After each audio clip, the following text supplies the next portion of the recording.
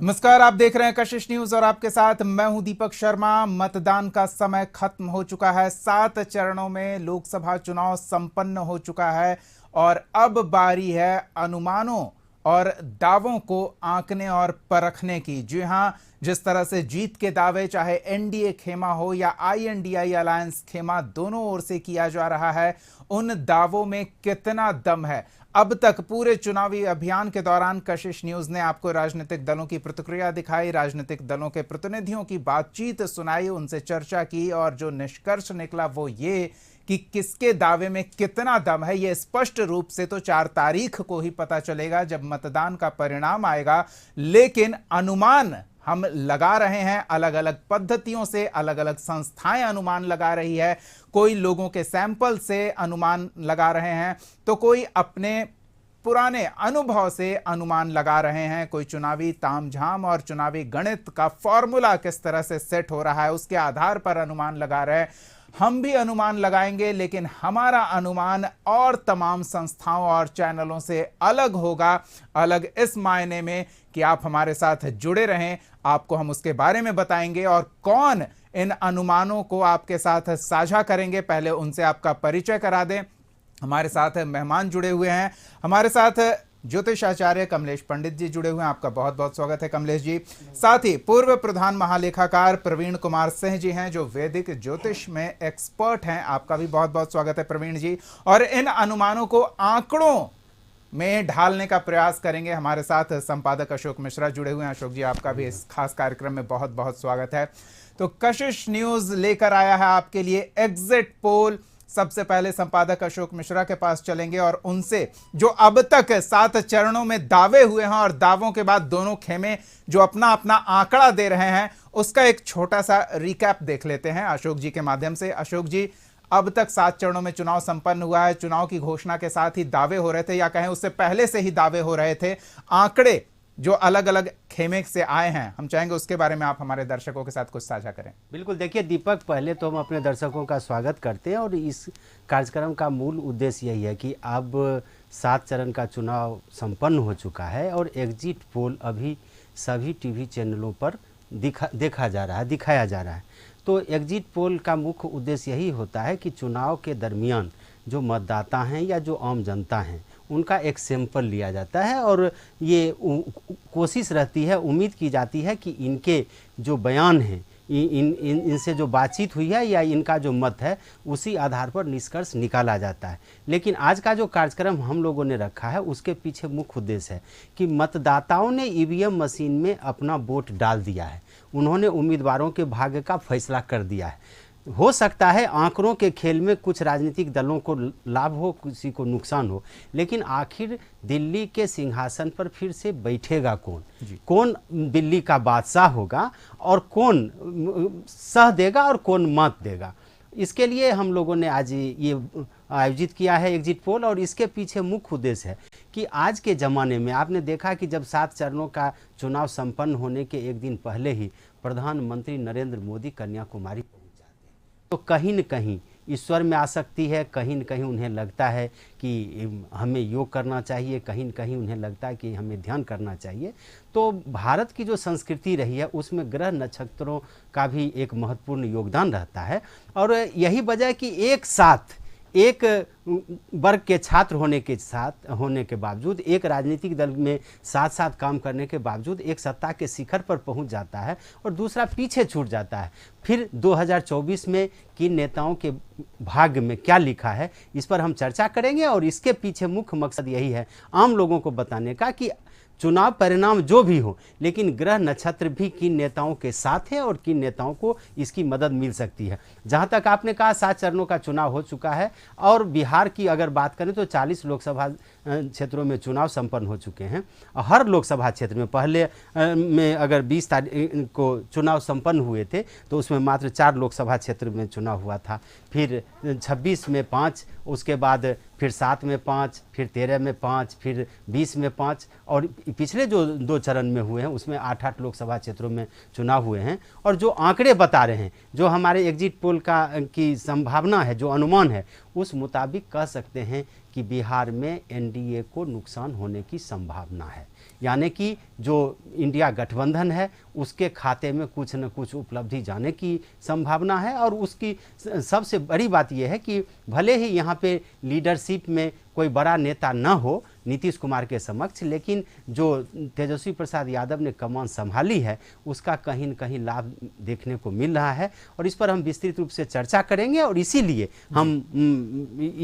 हमने इस कार्यक्रम को रखा है। पहले ज्योतिष की नज़र में हम लोग देख लें कि समूचे देश में फिर क्या स्थिति रहेगी, बड़े नेताओं की, नरेंद्र मोदी की क्या स्थिति रहेगी, क्या प्रधानमंत्री पद के वो दावेदार हैं ही नहीं, क्या वो फिर से प्रधानमंत्री बनेंगे, यानी कि तीसरी दफ़े वो प्रधानमंत्री पद को संभालेंगे। राहुल गांधी ने जो मेहनत की है उसका क्या असर दिख रहा है, फिर अन्य नेताओं के भाग्य में क्या लिखा है, इस पर चर्चा करेंगे। और फिर बिहार और झारखंड की सीट पर भी किन दलों का, किस गठबंधन का कब्जा होगा, इस पर भी विस्तृत रूप से चर्चा करेंगे। जी चलिए तो हम शुरू करते हैं, क्योंकि आपको भले ही ये लग रहा हो कि हम ये क्या करने जा रहे हैं, किस तरह से भविष्य की संभावनाओं को तलाश रहे हैं, तो पूरा भविष्य ग्रंथों में, फॉर्मूलों में और अलग अलग दोहा चौपाइयों में दर्ज है। उन फॉर्मूलों के आधार पर हमें सियासी फॉर्मूला जो सेट किया गया है, चाहे एनडीए खेमा हो या आईएनडीआई खेमा, उसके साथ एक समानांतर रूप से मिलान करने का प्रयास करेंगे। और इसे आप इनकार भी नहीं कर सकते, क्योंकि तमाम प्रत्याशी मुहूर्त देखकर ही नामांकन करने के लिए गए थे। तो वो मुहूर्त देखकर जो प्रभाव वो उम्मीद कर रहे हैं, क्या वो मुहूर्त उनके लिए शुभ होगा, लग्नकारी होगा, क्या आगे उनके लिए संभावनाएं खुलेगी, वो उम्मीद के साथ पहुंचे थे। तो उन्हीं उम्मीदों को हम आगे बढ़ाते हैं। पहले कमलेश जी के पास चलते हैं और जानते हैं कि क्या कुछ कमलेश जी हमारे दर्शकों के लिए लाए हैं इस 2024 के चुनाव के एग्जिट पोल से जुड़ी जानकारी। दर्शकों को नमस्कार। मैं संवत 2081 और साल 2024, तो 2024 इसका जो राजा हैं मंगल हैं और मंत्री हैं शनि। तो शनि सेवा करते हैं और मंगल राजा हैं, तो मंगल का तो जो सेवा करेंगे उनको सहायता शनि महाराज करते हैं। ये हमारे ज्योतिष भी कहता है चीज़, क्योंकि जो सेवा करेंगे उनको शनि महाराज सहायता करते, मदद करते हैं। लेकिन मोदी जी का लग्न कुंडली जो बता रहा है वो वृश्चिक लग्न का है। राजयोग तो उनको है, लेकिन यहाँ दिक्कत क्या है कि कर्म भाव में दशम स्थान बृहस्पति का होता है। बृहस्पति तो उसमें विद्यमान है, लेकिन उसमें शत्रु भी बैठे हुए हैं, शुक्र भी शत्रु हैं, बुध भी शत्रु बृहस्पति के हैं। तो ये दोनों जो हैं ये थोड़ा सा डिस्टर्ब करेंगे इनको। और जहाँ तक हो सकता है कि मोदी जी को थोड़ा सा दिक्कत उत्पन्न होगा, क्योंकि इसलिए कि मंगल जो है इनका अष्टम भाव में जा रहा है और मंगल की महादशा चल रहा है। तो मंगल की महादशा में स्थिति क्या बनती, काम नहीं बनेगा, समाज जो है आपको है कि दृष्टि से देखेगा, काम नहीं बनाएगा। और शनि महाराज क्या है कि शनि महाराज शत्रु है मंगल के, दोनों तो शत्रु हैं एक दूसरे के।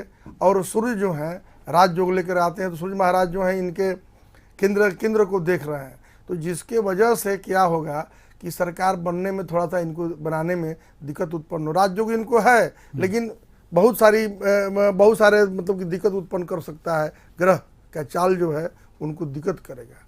इसलिए जी दिक्कत की आप बात कर रहे हैं, तो आंकड़ों पर जाने से पहले हम ये जान लेना चाहेंगे कि क्या दिक्कत की संभावना, आप राजयोग भी बता रहे हैं, तो उस योग में है या फिर आगे जो संभावनाएं हैं राजकाज में, वहां दिक्कतें किस तरह से देखें इसे? नहीं, मुश्किल उनको आएगी सरकार बनाने में जी, क्योंकि सरकार पूर्ण रूप से इनका नहीं बन पाएगा।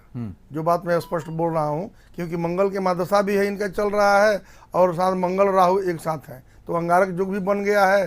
तो दिक्कत होगी सरकार, क्योंकि किसी का पूर्ण बहुमत नहीं आने वाला है। या तो सरकार बनेगी त्रिशंकु, ज़्यादा गठबंधन जो अलायंस है ना, गठबंधन है, उसकी सरकार बनने की ज़्यादा उम्मीद लग रहा है ज्योतिष में। जैसे अब तो हम कह नहीं सकते हैं, क्योंकि सही समय सही टाइम नहीं मिल पाता है, जिसकी वजह से कुंडली का सही गणना हम लोग नहीं कर पाते। चलिए, तो एक अनुमान हम लगा रहे हैं और उसी अनुमान को हम आगे बढ़ाते हैं। हम प्रवीण कुमार सिंह जी के पास चलते हैं और उनसे जानते हैं कि हमारे वैदिक शास्त्र क्या संभावना व्यक्त कर रहे हैं। जो अलग अलग दलों के अलग अलग दावेदार हैं, जो अलग अलग दल हैं, उनके लिए इस चुनाव परिणाम में क्या संभावनाएं हैं? प्रवीण जी। सबसे पहले तो अशोक जी को और कशिश की पूरी टीम को धन्यवाद कि आपने मुझे ये मौका दिया है। जैसा पंडित जी ने बताया है कि मोदी जी का जो लग्न है वो वृश्चिक लग्न है, और अभी जो उनकी मादहा चल रही है लग्न में बैठे हुए मंगल की, मंगल अपने घर का है, तो एक रोचक नाम का पंच महापुरुष योग बना रहा है। दूसरा, भाग का स्वामी चंद्रमा मंगल के साथ है, तो नीच भंग राज्य हो रहा है। इनका विरोध बहुत हो रहा है क्योंकि चंद्रमा नीच का है लग्न में, लेकिन मंगल जो उनको ऊर्जा दे रही है उसका कोई जोर नहीं है। तीसरा, जो पंडित जी ने कहा कि गोचर में, तो गोचर में आज अभी दोपहर 1 घंटा पहले मंगल जो है राहु के साथ था, वो निकल करके छठे घर में आ चुका है, मेष में अपनी राशि में, और छठा घर कंपटीशन का है, छठा घर शत्रु का है, और मंगल जब भी छठे घर में जाता है तो शत्रु हंता योग बनता है, यानी अपने विरोधियों को ये बहुत आराम से हराएंगे, कहीं से कोई दिक्कत नहीं आएगी। मोदी जी अभी की स्थिति में अपराजय से हैं। मतलब ये जो पंच महापुरुष योग और शत्रु हंता योग, चुनाव खत्म होते होते सितारे बदल गए हैं, ये कहें आप? आज बदला है, अभी बदला है। दशा तो इनकी चल ही रही थी, लेकिन गोचर की में मंगल आज और बली हो गया है। एक और चीज़ जो हुई है इनके गोचर में, एक तो इनकी शनि की ढैया चले, इससे परेशानी हुई, और ये परेशानी इनको कहीं ना कहीं कॉम्प्रोमाइज़ भी करवाया है। बिहार में नीतीश बाबू के साथ 2 बार संबंध खराब होने के बावजूद कॉम्प्रोमाइज़ करना पड़ा है इनको, तो बता रहा है कि चीज़ें अंदर से कहीं ना कहीं से अनुकूल नहीं रही है। उड़ीसा में बीजू जनता दल के साथ इनका गठबंधन जो पीछे का था वो नहीं हो पाया है। साउथ में इनकी स्थिति थोड़ी सुधरती सी जो दिख रही है, लेकिन ओवरऑल जो मंगल की ये दशा है वो उनको ले जाएगी। और मुझे लग रहा है कि मोदी जी किसी बहुत ही अच्छे ज्योतिषी के संपर्क में हैं। अभी अशोक जी ने चर्चा की थी, को मेडिटेशन कर रहे हैं। इनके मंगल में केतु की दशा 22 मार्च से शुरू हुई है। केतु अध्यात्म का मोक्ष का ग्रह है, केतु धर्म स्थानों को तीर्थ यात्रा करने का ग्रह है, और इस चुनाव प्रचार के दौरान जिस शहर में मोदी जी गए हैं हर जगह किसी न किसी मंदिर में वो गए हैं। केतु मेडिटेशन का प्लानेट है, और इलेक्शन खत्म होते ही 45 घंटा का मेडिटेशन अभी 1 घंटा पहले उनका समाप्त हुआ है। तो किसी अच्छे ज्योतिषी ने उनको ये सलाह दी है, और केतु की निगेटिविटी को उन्होंने उनके कंडीशन को पूरा करके तीर्थ यात्रा करके मेडिटेशन करके पूरा कर दिया है। बाधाएं वहाँ से नहीं, बाधा आ रही है कि इस केतु के साथ अष्टम का स्वामी बुध बैठा हुआ है। बुध और केतु में शत्रुता है, लेकिन इस केतु को उन्होंने बलि कर दिया है, तो बुध के निगेटिविटी खत्म हो जाएगी। बुध लाभ स्थान का स्वामी होकर उच्च का वहीं पे है, लेकिन बकरी है, बाधाएं आएगी, लेकिन वो बहुत आराम से इसको सुलझा जाएंगे। चलिए, इस मौके पर हम अपने दर्शकों के लिए एक दिलचस्प संभावना पर प्रवीण जी से बात कर लेते हैं। प्रवीण जी, चुनाव अभियान के दौरान हमारे संपादक अशोक मिश्रा के साथ लगातार हर दिन के चुनाव अभियान पर चर्चा चलती थी, अलग अलग रंग देखने को मिलते थे, नेता किस तरह से गियर शिफ्ट कर रहे हैं अलग अलग चरणों पे, और बयानों के बाण किस तरह से तीक्ष्ण होते जा रहे थे अलग अलग चरणों में। तो आप कह रहे हैं कि एक तो पॉलिटिकल कंसल्टेशन चल रहा होगा, उनका जो थिंक टैंक है वो काम कर रहा होगा, लेकिन नरेंद्र मोदी के लिए व्यक्तिगत रूप से वैदिक ज्योतिष या अन्य ज्योतिष विद्या के महारथी एक संभावना तलाश रहे थे, प्रवीण जी, और इन्हीं संभावनाओं के तहत वो जो मेडिटेशन वाला प्लान जो आप बता रहे हैं उसे तैयार किया गया, क्या लगता है? मुझे लग रहा है कि किसी अच्छे ज्योतिषी के संपर्क में हो, और उन्होंने बहुत अच्छी सलाह दे रखी है। मैं एक और एंगल से इसको देखना चाहूँगा जी। जैमिनी ऋषि ने एक किताब लिखी थी जैमिनी सूत्रम जी। उसमें ग्रहों की दशा नहीं होती है, राशियों की दशा होती है, और प्लैनेट्स की डिग्री के अनुसार उनको कैटेगराइज किया जाता है। तो अमात्य कारक ग्रह जो होता है वो प्रोफेशन को दर्शाता है। अमात्य का मतलब होता है मंत्री। इनका अमात्य कारक है शुक्र, और जो इनकी अभी चर दशा चल रही है जैमिनी में, वो मकर में, मिथुन में, अब आकर के इलेक्शन के दिन जाकर के वो चेंज हो जा रहा है स्कॉर्पियो में, और इनका शुक्र जो है वहाँ से स्कॉर्पियो से दसम में बैठा हुआ। दसम घर प्रोफेशन का होता है, तो अमात्य कारक मंत्री फिर से उनको बना रहा है। हमने दूसरी पद्धति, हमने वैदिक एस्ट्रोलॉजी देखा और हम जेमिनी एस्ट्रोलॉजी से देख रहे हैं, तो वहाँ से भी ये प्रॉमिस दोबारा दिखाई पड़ रहा है। चलिए, बहुत दिलचस्प स्थिति बन रही है। जिस तरह के आंकड़े आप अन्य चैनल्स पर देख पा रहे होंगे, उनसे अद्भुत यहाँ संभावनाएं हम तलाश रहे हैं। क्या इन संभावनाओं के आधार पर एक आंकड़े पर अभी पहुंचा जा सकता है? एक छोटे से ब्रेक के बाद संपादक अशोक जी के पास चलेंगे और जानेंगे कि जिस तरह से 2 स्थितियां अलग अलग बनती दिख रही है, और क्या उनके आधार पर हम फिलहाल किसी आंकड़े पर पहुंच सकते हैं। कमाल करते हो जी, बच्चे घूमने की इतनी जिद कर रहे हैं और तुम हो कि तुम्हें फुर्सत ही नहीं मिल रही। अब इतनी गर्मी में जाए तो जाए कहाँ?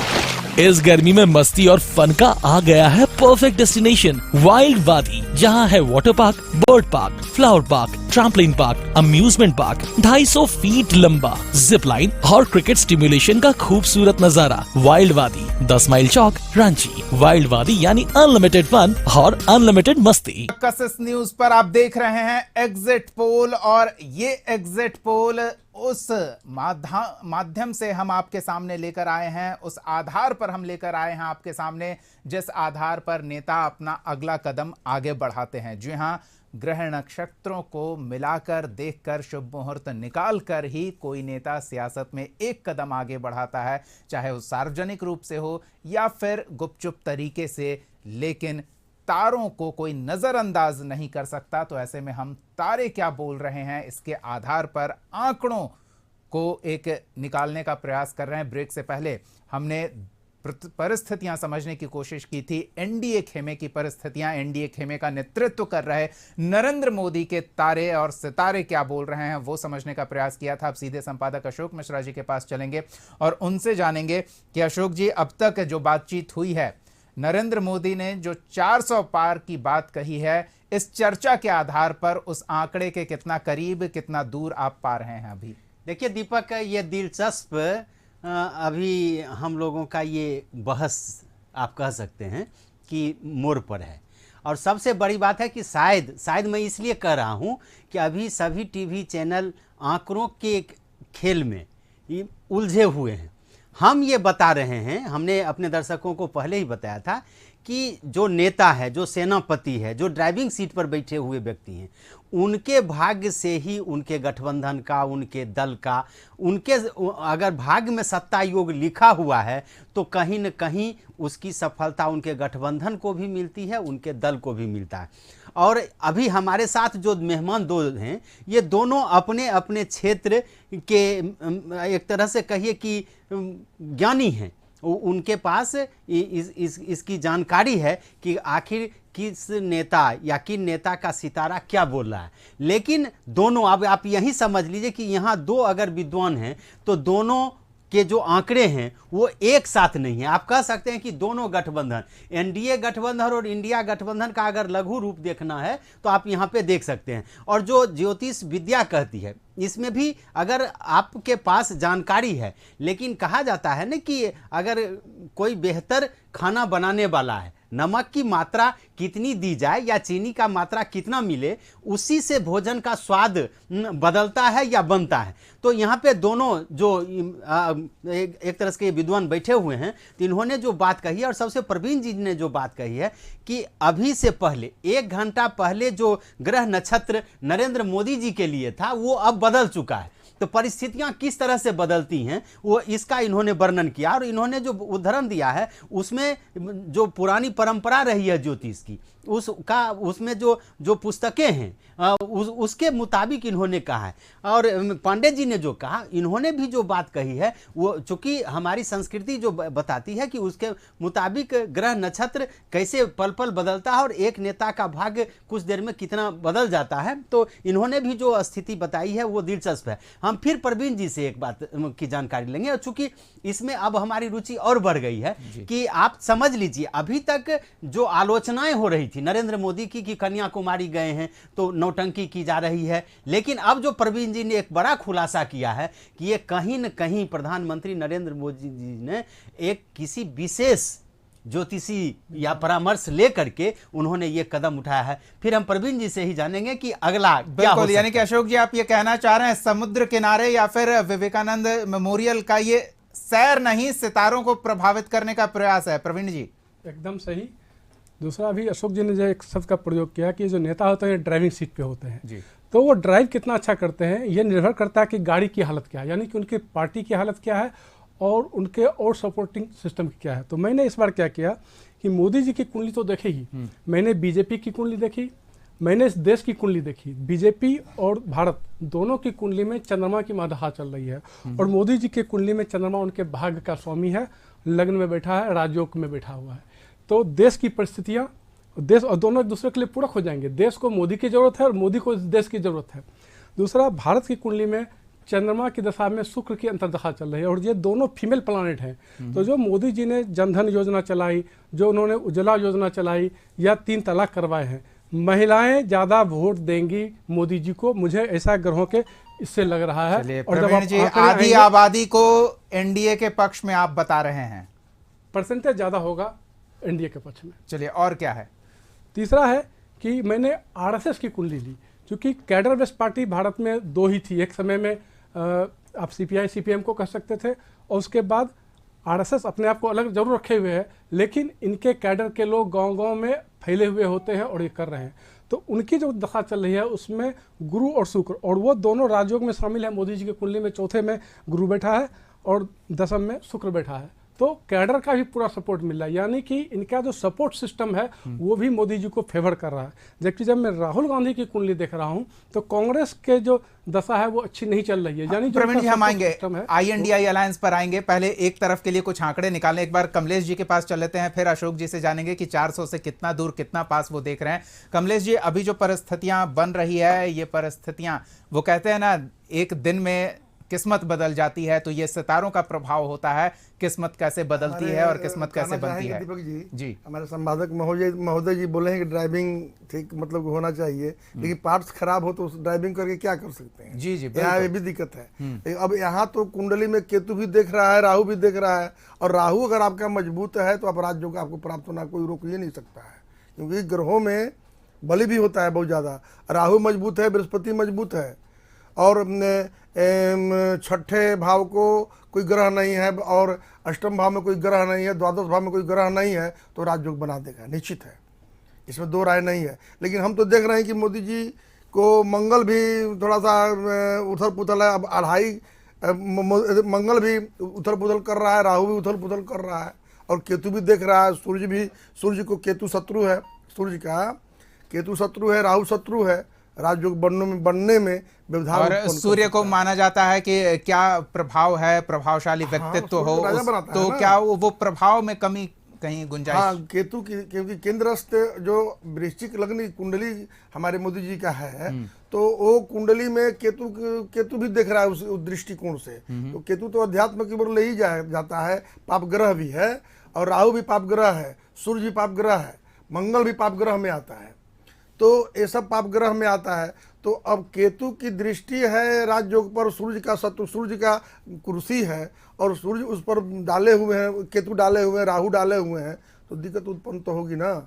इसलिए थोड़ा सा मोदी जी को बहुत परेशानी उत्पन्न हो सकती है सरकार बनाने में। चलिए, तो बड़ी ही दिलचस्प स्थिति बन रही है। एक तरफ ये, बिल्कुल हम आएंगे प्रवीण जी, एक तरफ ये हमारे साथ जुड़े मेहमान कमलेश पंडित जी ये मान रहे हैं कि बेहतर है, सब कुछ अच्छा है, लेकिन गाड़ी जिस सड़क पर दौड़ रही है, अगर उस सड़क में गड्ढे हों तो गाड़ी अनबैलेंस हो सकती है। और सूर्य जो सबसे प्रभावशाली और जो कहते हैं नेम फेम के लिए जाना जाता है, तो उस नेम फेम पर कहीं ना कहीं धब्बा राहु और केतु का, कमलेश जी बता रहे हैं कि पड़ता दिख रहा है। तो क्या ये 400 के आंकड़े से काफी नीचे खींच लाएगा एनडीए को या नरेंद्र मोदी को, या फिर जैसा प्रवीण जी बता रहे हैं कि सब कुछ समयानुकूल होता जा रहा है और ये अद्भुत संयोग बना रहा है? तो क्या ऐतिहासिक चुनाव परिणाम भारत की जनता 2024 में देखेगी? इस बातचीत को हम आगे बढ़ाएंगे। फिलहाल एक छोटे से ब्रेक के लिए रुकते हैं। बने रहिए हमारे साथ कशिश न्यूज की ये सबसे एक्सक्लूसिव, सबसे खास एग्जिट पोल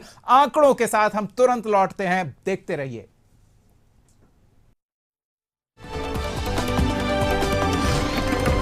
में सक्षम है।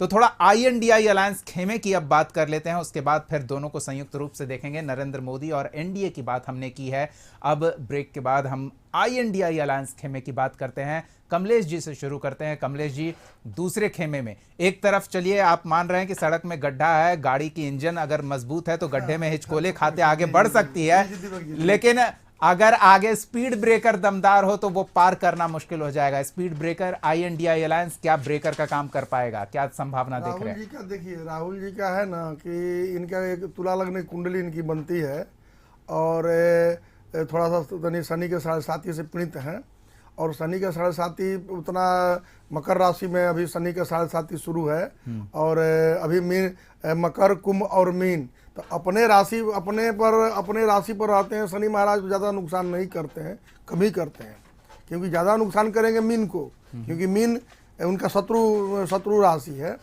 तो थोड़ा सा तनी उनको अब सरकार तो बने, मतलब कि ज़्यादा सीट तो आने की संभावना है, क्योंकि तमिलनाडु में एनडीए की वहाँ से वहाँ कम है, वहाँ कम आ रहा है। और इसके बाद में आप चले जाइए कर्नाटका में भी, वहाँ भी मतलब कि एनडीए की कम में बढ़त हो रहा है। और तो अब यही देखा बंगाल में भी कम बढ़त हो रहा है। हमारे संपादक महोदय जी बोले हैं कि यहाँ मतलब और एक चीज़ और बोले हैं, प्रवीण बाबू वो बोले हैं कि शुक्र जो है वो मतलब कि रोमांस का ग्रह है और वो रोमांस का करता ही है, तो औरत इनको सहायता करेगी, औरत ही इनको दबाएगी। तो ममता बनर्जी से भी इनको डर है, थोड़ा सा दिक्कत इनको ममता बनर्जी देगी। सोनिया गांधी भी हैं। हाँ, सोनिया गांधी भी हैं, और ममता बनर्जी, सोनिया गांधी इनको मतलब कि थोड़ा परेशानी उत्पन्न कर सकती हैं ये आने वाले सरकार बनाने में। तो मोदी जी को राहत तभी मिलेगा जब राहुल इनका प्रबल होगा पूर्ण रूप से, तभी राहत मिलेगा। क्योंकि अब खेत में चिड़िया चुप गई तो क्या है ना, अब पानी बरसे, खेते समय पर नहीं बरसा तो हम खेती कैसे कर पाएंगे। तो सरकार बनाने के लिए राहुल को मतलब कि स्ट्रांग होना जरूरी है, तभी मोदी जी का सरकार बनेगा, नहीं तो उनमें परेशानी उत्पन्न होगी। चलिए, तो ये ऑब्जर्वेशन दिलचस्प है। और जिस आधार पर प्रवीण जी ये कह रहे थे कि जो ग्रह नक्षत्र की दशा बन रही है उससे आधी आबादी नारी शक्ति नरेंद्र मोदी को आगे बढ़ने में मददगार साबित होगी, उसी आधार पर उसी ग्रह के अनुकूल ये दूसरा ऑब्जर्वेशन कमलेश पंडित जी हमारे सामने रख रहे हैं कि दूसरे खेमे में भी तो दो बलशाली नारी हैं और वो नारी शक्ति नरेंद्र मोदी के विजय रथ को रोकने में सक्षम हो सकती हैं, संभावना ये भी बन रही है। चलिए प्रवीण जी के पास चलते हैं और INDI अलायंस खेमे की उसका क्या प्रभाव है, प्रभावशाली नेताओं का क्या योग्य बन रहा है, क्या योग बन रहा है, जानते हैं। प्रवीण जी, वहाँ आने से पहले मैं 1 मिनट लूंगा जी। ग्रहों का जो प्रभाव होता है तो जीव कारक पे, यानी कि हर एक ग्रह किसी रिश्तेदार को दर्शाते हैं, उस पे होता है, या अजीब कारक पे होता है। केतु सूर्य के साथ है। केतु ने मोदी जी के पिता की हानि करके बहुत पहले अपना वो नेगेटिव इम्पैक्ट दे दिया है, तो अब वो हमेशा नहीं देंगे, और लाभ स्थान में बैठा हुआ है। राहु संतान भाव में बैठा अच्छा नहीं होता। शादी मोदी जी की हुई थी लेकिन संतान नहीं हुआ, तो राहु और केतु ने जीव कारक के रूप में मोदी जी को कष्ट दिया है, लेकिन अब वो अकारक वाले में नहीं देंगे, ये मेरा मानना है। दूसरा, गोचर की जब बात पंडित जी कर रहे हैं तो अभी टॉरस में वृषभ राशि में सूर्य भी है, शुक्र भी है, बृहस्पति भी है, और कल शाम में या सुबह में, कल शाम में शायद बुध भी आ गया है जी। ज्योतिष का एक रूल है भवत भावम, जिस भाव को देखिए उस घर से उतना घर आगे बढ़िए। तो 10वां भाव प्रोफेशन का है, उससे 10 घर आगे बढ़ेंगे तो 7वां घर जो विवाह का घर है वह पद प्राप्ति का भी घर है। और सारे ग्रहों का कंसंट्रेशन ऋषभ में हो रहा है, पद प्राप्ति फिर से होगी, कहीं कोई बाधा नहीं आएगी। मैं वहाँ मेरा वो व्यू था। अब हम आए इंडी अलायंस की ओर। तो इंडी अलायंस का जो गठन हुआ था वो 18 जुलाई 2023 को शाम 4:20 पर अनाउंसमेंट हुआ था बेंगलोर में। उनकी जो कुंडली बन रही है वो वृश्चिक लग्न की बन रही है, और उनके जो है 9वें और 10वें घर में 9th and 10th Lord in 10th, वो इनका जो कर्म स्थान का स्वामी सूर्य है और भाग्य स्थान का चंद्रमा वो अपने में है, साथ में है, भाग्य स्थान में है, लेकिन बुध अष्टमेश होकर के उसको विकसित कर रहा है। 10वें भाव में 12वें का स्वामी शुक्र बैठा है जो कि लॉस का घर का स्वामी है। तो अब एक शुक्र का फीमेल है। ममता बनर्जी शुरुआत से ही इससे विरोध में रह गई, और आज जो मीटिंग था दिल्ली में उसमें भी वो नहीं गई है। दूसरा, ज्योतिष का एक ब्रांच है शकुन शास्त्र। अभी बिहार में राहुल जी आए थे और उनका स्टेज जो है वो नीचे गिर गया। ये शकुन बता रहा है कि ये अच्छा नहीं है। मतलब आप कह रहे हैं वो घटना अपशगुन रही, अपशगुन नहीं है। यदि आप देखें तो मंगल ने कितना एनर्जी दिया, मोदी जी ने 75 दिन में 216-17 मीटिंग की, लेकिन तेजस्वी जी ने उसे काफ़ी कम मीटिंग की, लेकिन उनको व्हील चेयर पकड़ना पड़ गया। तो ये बता रहा है ये दोनों शकुन जो है वो अच्छे नहीं रहे उनके लिए। तो अब इसके कुंडली के आधार पर जब हम देख रहे हैं तो इनकी जो दशा चल रही है इंडी अलायंस की, उसमें शनि में राहु चल रहा है जो कि अच्छा नहीं माना जाता। सूत्र यही है कि राहु में शनि, शनि में राहु, अच्छी दशा नहीं होती है, और ऐसे में जो है ये जो कॉम्बिनेशन है ये बढ़िया कॉम्बिनेशन नहीं कहा जा सकता है इंडिया अलायंस के लिए। प्रवीण जी, मुझे तो उसके बारे में उतनी जानकारी नहीं है और काफ़ी विद्वान हैं, शास्त्रीय, लेकिन आपने 2 चीज़ कही जो मुझे ध्यान है। मोदी की वृश्चिक राशि है और लग्न है और राशि दोनों है। लग्न है और वृश्चिक राशि है, और INDI अलायंस का गठन भी उसी समय हुआ था जो वृश्चिक लग्न ही दर्शा रहा है। तो ये क्या दोनों अगर एक जैसे ग्रह हैं तो दोनों एक दूसरे के अनुकूल हो सकते हैं, एक दूसरे के प्रतिकूल हो सकते हैं, क्या संभावना बनती है? देखिए लग्न तो सेम है लेकिन ग्रहों की दशा एकदम अलग है। उनके यहाँ राज्य कारक मंगल की दशा है और यहाँ पे शनि में राहु, ये नॉर्मली अच्छी मतलब अच्छा होता ही नहीं है, तो वो चल रहा है। और इनका शनि जो है इंडिया अलायंस का, वो चौथे भाव में और बकरी है। बकरी के आगे बढ़ने की जगह एक कदम पीछे घुमा देते हैं, तो स्पष्ट संकेत है कि तुलना जब हम करेंगे इससे तो ये पीछे रहेंगे। मतलब शुरुआत ही खराब हुई जैसा हम बोलचाल में कहते हैं, वो हो गया। चलिए कमलेश जी से भी जान लेते हैं। कमलेश जी, आप क्या संभावना देख रहे हैं? संभावना दिख रहा है कि राजयोग बनाने के लिए सूर्य तो प्रबल है ही, और साथ में राहु केतु शत्रु है, तो शत्रु हमेशा चाहेगा कि आपका बिगाड़ हो, हमेशा चाहेगा कि आप हर चीज से परेशान रहे। और राहु का है कि राहु इसके बाद ही मतलब कि सहायता करेगा, अभी उसमें टाइम है, समय है, क्योंकि राहु अभी थोड़ा सा मदद तो करेगा इनको, ऐसा बात नहीं है, मोदी जी को मदद करेगा, लेकिन राहु अभी स्थिति खराब स्थिति में चल रहा है। इसलिए वोटिंग तो अब देखिए क्या हुआ है, ये तो कुछ कहा नहीं जा सकता है, ईश्वरीय देन है। और कुर्सी जो है राजयोग है, तो राजयोग तभी प्राप्त आपका हो सकता है मंगल, बृहस्पति और राहु, ये तीन ग्रह मजबूत जिस जातक का हो जाएगा ना, वो राजा बनेगा निश्चित तौर पर, कुर्सी उसको मिलेगा ही मिलेगा। चंद्रमा तो रोज घर बदलते रहता है। इस संभावना पर और बातचीत करेंगे, हमारे साथ आप बने रहें, लेकिन हम अपने दर्शकों को बता दें और मेहमानों को भी एक बार बोल दें कि हमारे दर्शक जो YouTube कशिश न्यूज़ लाइव स्ट्रीमिंग पर इसे देख रहे हैं, वो कह रहे हैं कि हम अंधविश्वास की बातें कर रहे हैं। नहीं, बिल्कुल नहीं, ये पूरी तरह से वैज्ञानिक पद्धति है कि जिस तरह से अन्य चैनल्स आंकड़े इकट्ठा करके उसे वैज्ञानिक पद्धति बनाते हैं, सैंपलिंग और मैथ्स के फॉर्मूले सेट करके, तो हम भी बिल्कुल वैज्ञानिक पद्धति पर ही बातचीत कर रहे हैं। हमारा फॉर्मूला अलग है, उनका फॉर्मूला अलग है, आंकड़े हम आपको बताएंगे। इस सत्र को आज यहीं रोकेंगे, इस चर्चा को आगे जारी रखेंगे, लेकिन जो सवाल उठ रहे हैं और जो आंकड़ों पर हम पहुंचने का प्रयास कर रहे हैं, इस सेगमेंट में हम उसी पर बात करेंगे। फिलहाल तो हम आपको बता दें कि हमारे दर्शक सवाल खड़े कर रहे हैं कि हम अंधविश्वास फैला रहे हैं। इस पर हम अपने मेहमानों की एक छोटी छोटी प्रतिक्रिया जल्द से ले लेते हैं। प्रवीण जी, क्या कहेंगे? देखिए, ये एक विज्ञान नहीं, सुपर साइंस है, where physics ends metaphysics starts. Murli Manohar Joshi साहब ने जब UGC को कहा था कि आप विश्वविद्यालय को ज्योतिष की पढ़ाई की अनुमति दीजिए, तो दक्षिण भारत के 2 शहर हैदराबाद और मद्रास में कुछ साइंटिस्ट ने हाईकोर्ट में केस किया था कि ये अंधविश्वास फैला जाए, इसको रोका जाए, और वहाँ दोनों जगह वो हार गए। फिर वो लोग सुप्रीम कोर्ट में गए थे, और सुप्रीम कोर्ट में हमारे गुरु KN राव साहब, उस वक्त में भारतीय विद्याभवन में ज्योतिष अलंकार कर रहा था, उनकी पूरी टीम, हम लोगों ने एक एफिडेविट फाइल किया था वहाँ पे सुप्रीम कोर्ट में कि हम ज्योतिष का पक्ष रखेंगे। और हम लोगों ने उनको बताया कि कैसे भारतीय संस्कृति का अभिन्न अंग ज्योतिष रहा है, ये एक छठा वेदांग रहा है हमारा जी। और कैसे वहाँ से लेकर के हमारे वाल्मीकि रामायण में, तुलसी के रामायण में, महाभारत में ज्योतिष के श्लोकों की चर्चा है, सूत्र के ये दिए गए हैं। फिर मुगल पीरियड में कैसे, और राम मंदिर के फैसले में भी इसका काफी योगदान रहा है। हाँ, तो वो आया है यहाँ पे, और सुप्रीम कोर्ट ने ये फैसला दिया, it is a body of knowledge and it should be taught as such. चलिए, तो ये हम पूरी तरह से वैज्ञानिक पद्धति पर बातचीत कर रहे हैं। हमारा फॉर्मूला अलग है आंकड़ों तक पहुंचने का, लेकिन हमारा फॉर्मूला कहीं से गलत नहीं है, बिल्कुल सटीक आंकड़े निकालने में सक्षम है। कमलेश जी, चलिए अब थोड़े आंकड़ों की बात कर लेते हैं। आप अभी संभावना व्यक्त कर रहे हैं कि नरेंद्र मोदी को चुनौती देने के लिए INDI अलायंस में कई कद्दावर लोग मौजूद हैं, जिनके ग्रह नक्षत्र काफी उन्हें शक्तिशाली बना रहे हैं। तो अब आंकड़ों पर बात करते हैं, क्या आंकड़े पहुंच रहे हैं? ऐसा है, तो मोदी जी हमारे देश के लिए बहुत अच्छे प्राइम मिनिस्टर है, लेकिन अब दिक्कत यहाँ ही हो जा रही, ग्रह का चाल है। तो ग्रह अगर मान लेते हैं कि अभी ग्रह बदल जाए, उनको अच्छा फेवर में समय अच्छा उनको दे, और तो अब देकर क्या करें, जब उसका वोटिंग हो चुका है, मान लेते हैं ग्रह अगर देता है, सहायता उनको करता है, ग्रह फेवर करता है, तो देकर क्या करेगा जब वोटिंग हो चुका है।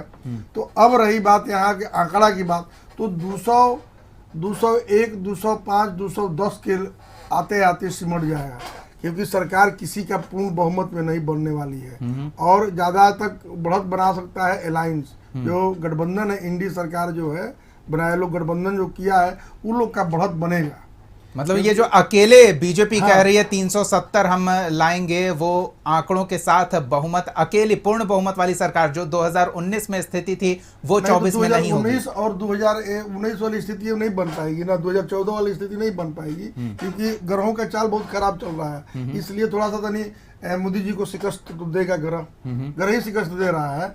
और जो गठबंधन है साथ में जो है तो बहुत सारा लोग हैं, तो इसलिए बहुत सारे लोग का भी ग्रह मजबूत है। ऐसा नहीं कि एक राहुल जी का ही मान लेते हैं कि ग्रह खराब है, बहुत उसमें गठबंधन में बहुत सारे नेता हैं, वो लोग का भी ग्रह मजबूत है। तो जो खड़गे भी हैं उनका ग्रह मजबूत चल रहा है, उसमें और सारे सोनिया गांधी का भी मतलब ग्रह ठीक है, प्रियंका गांधी का भी ग्रह उसमें ठीक चल रहा है, ऐसा नहीं है। चलिए, अच्छा। राहुल शनि के 7.5 के प्रभाव में है, हाँ, लेकिन और अन्य राहुल उनके जो गांधी साथी को- संगी हैं हाँ। वो मजबूत ग्रहों के प्रभाव में है। तो ये प्रभाव में। आंकड़ा बड़ा दिलचस्प आ रहा है। दो चीज जी, थोड़ा सा हम समझ जल्दी, लेंगे आपका। जल्दी। भाग बदलता है, जानते हैं कैसे? किसी भी व्यक्ति का भाग उसके पुत्र में भी सीमित रहता है, पत्नी में भी सीमित रहता है, उससे भाग बदल जाता है। पुत्र में से भाग से आदमी बढ़ता है, आयु बढ़ जाती है। अगर पत्नी का ग्रह अच्छा है तो उससे पति का भाग बदल जाता है। तो इसलिए गठबंधन की सरकार जो है, हमको ज़्यादा हमारे अपने अनुभव और हमारे अपने ज्योतिष के हिसाब से मैं ये कहना चाहूँगा कि गठबंधन की सरकार जो है वो ज़्यादा बढ़त बनाएगी। चलिए, गठबंधन मतलब INDI अलायंस की कमलेश हाँ, जी कह रहे हैं। एनडीए ना समझे, गठबंधन जो है ना, एनडीए में बीजेपी पूर्ण बहुमत से सरकार नहीं बना रही है, लेकिन उनके सहयोगी जो हैं वो परिस्थितियां अगर ऐसी बनी तो उस पर संभावना व्यक्त कर रहे हैं। प्रवीण जी की प्रतिक्रिया लेंगे सरकार बनने पर। देखिए, पहले एक भूल सुधार कर दूं। जी, पंडित जी ने कहा कि राहुल गांधी जी के 7.5 चल, जी नहीं, उनकी शनि की ढैया चल रही है, चूंकि उनका जो नहीं चंद्रमा मेरी गलती है, वो मेरी हाँ, गलती है, ठीक है। मेरी गलती है। दूसरा जी, जो है, जब आप आंकड़ों के हम अब यहाँ पे बात करें कि कहाँ पे हम पहुँचेंगे, तो कुछ राजयोग इनके भी अच्छे हैं। इंडी के अलायंस में छठे घर का राहु की प्रतंत्रता अभी तक चल रही थी 1 जनवरी तक, उसके बाद बृहस्पति आया है, ये भी बुरा नहीं है। तो जितना इनको अंडर एस्टिमेट किया जा रहा है वैसा है नहीं, लेकिन शायद बृहस्पति ये को कहीं तो ग्रहों के गुरु हैं, वो हाँ। तो कुछ भी कर सकते लेकिन हैं। कहीं पे चूंकि इनका जो चंद्रमा है अपने घर का है, लेकिन है अमावस्या का, सूर्य के साथ है, तो जब मन कहीं से कमजोर हो गया, आप देखिए आज एग्जिट पोल मोड नहीं आ रहे हैं, शायद कहीं मन से वो मतलब गिव अप जैसा वो होता है ना, वैसा करवा, लेकिन उतना बुरा स्थिति है नहीं। तो मेरा ये मानना है कि मोदी जी की सरकार बनेगी और कम से कम 2/3 वोट जरूर आएंगे। हाँ, 400 का आंकड़ा थोड़ा जो उन्होंने कहा था कि लक्ष्य ज्यादा रखना चाहिए, वो उसके लिए था, वो एक मतलब पॉलिटिकल पोस्टरिंग था उनका। चलिए, तो चलते चलते अशोक जी की प्रतिक्रिया ले लेते हैं। अशोक जी, जैसा आप कह रहे थे सितारों का लक्ष्य रखें तो कम से कम चांद पर तो पहुंच ही जाएंगे, और मोदी जी अभी चांद पर पहुंच गए, सरकार बनाने में कहां पहुंचेंगे? अब तक की चर्चा में क्या देख रहे हैं? देखिए दीपक, ये दिलचस्प है, इन दोनों ने जो अपने अपने तर्क दिए हैं और तर्क का जो आधार दिया है उसको आप नकार नहीं सकते जी। प्रवीण जी ने कहा कि कल तक मोदी जी की जो ग्रह दशा थी वो उसमें कहीं न कहीं उन्हें बाधा उत्पन्न की जा रही थी, लेकिन वो अब बदल चुका है। और इसके लिए उन्होंने कहा कि किसी बड़े ज्योतिष के संसर्ग में है नरेंद्र मोदी जी, और उसी के आधार पर उन्होंने कन्याकुमारी जा करके एक तरह से कहीं अंतर्ध्यान किया।